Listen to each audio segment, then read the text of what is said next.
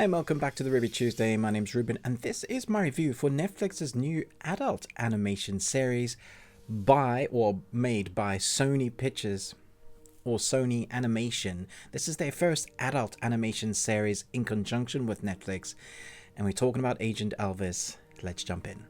Elvis trades in his jumpsuit for a jetpack when he joins a secret government spy program to help battle the dark forces that threaten the country.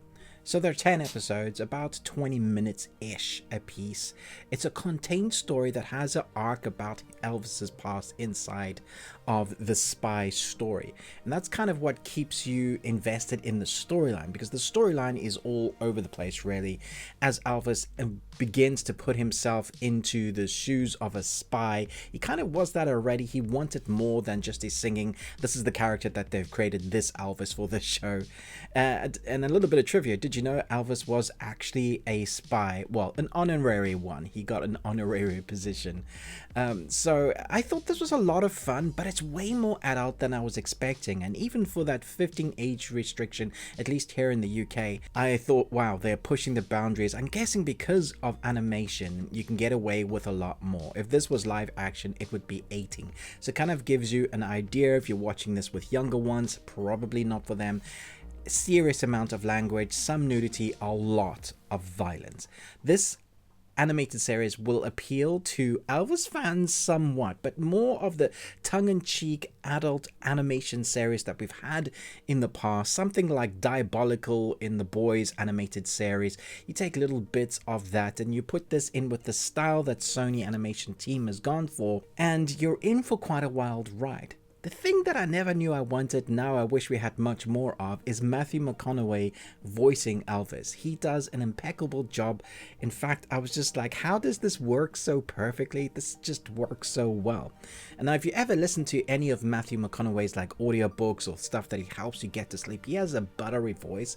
So in conjunction with what he's doing to be the Elvis character, it's just perfect. He is the personification of the hero in this, above all the shenanigans that go on. And talking about shenanigans, he has a chimpanzee as a pet friend, is totally obsessed with every type of drugs, getting high. He's a crazy intelligent, but also he's the thing that you need, well, Elvis needs when he needs something to go bang. He is a destructible force, and that is part of his team.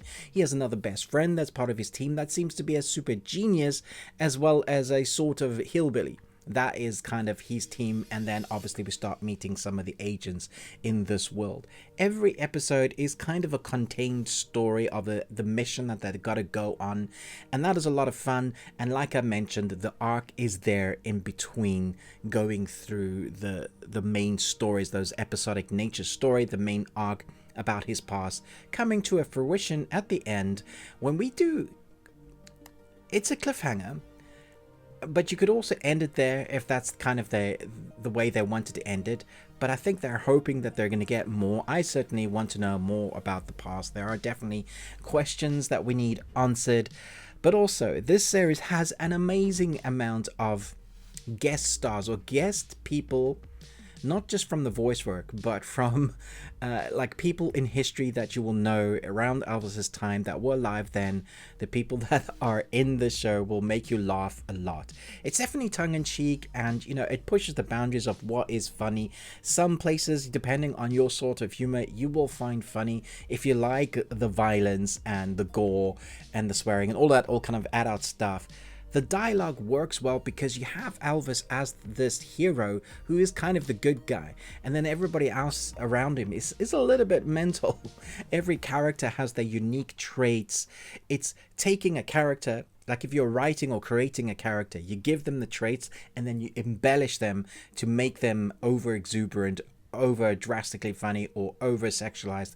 That kind of stuff is in here. I love the animation style itself as well. I think it works well with the music, the score, the editing is excellent. There are times when it goes from a funny moment or a dark moment and will cut that makes sense to the cut, but is a drastically opposite in the tone. And sometimes that'll be abrupt, but it works for the tone of the story or the episodic, the type of story that they're trying to tell. So all in all, it's a very interesting watch. I don't actually think you need to binge watch it, because it's not like one of those that you might want to watch a number of episodes over. I watched over a couple of days, and even at times I felt it was a bit much. There's some stuff that I'm trying to get my head around what was just said. Was that funny? I think it was. It's a lot because it's ongoing, a lot of action, lots of loud explosions, lots of lines that you thought, whoa, pushing the boundaries there, but also quite funny. It has a message as well, and everybody is up for grabs. I think that's why this type of genre works sometimes, is because it doesn't matter. Everything is up for grabs and they will poke at it. And that message is not hidden away. It's very in your face, saying this is what we think about that, but in conjunction with what's happening at the time, reflected with today's society. That doesn't overshadow the fun that you're going to have and the ridiculousness of the series. I think if you like that type, you're going to enjoy this. I think this is a solid 4 Nicolas Cages out of 5. And you got one. Congratulations. Although it won't be everybody's cup of tea. What is worth watching it for, just for the voice acting and cast alone, the talent here on display is incredible. Ranging from Matthew McConaughey, Kaitlin, Olson, Christina, Hendricks, Kieran, Culkin, Simon Pegg, Fred Armisen, Gary Cole, Priscilla Presley as herself. She's also executive producer and writer and creator on this. One of the creators. Obviously, he's kept it in the family. I think that's great. Let me know your thoughts and feelings down below. Also, what is your favorite Elvis Presley song ever? That's probably going to be really hard to choose. Thanks so much for watching, but most of all, until next time, remember, live long and Tuesday.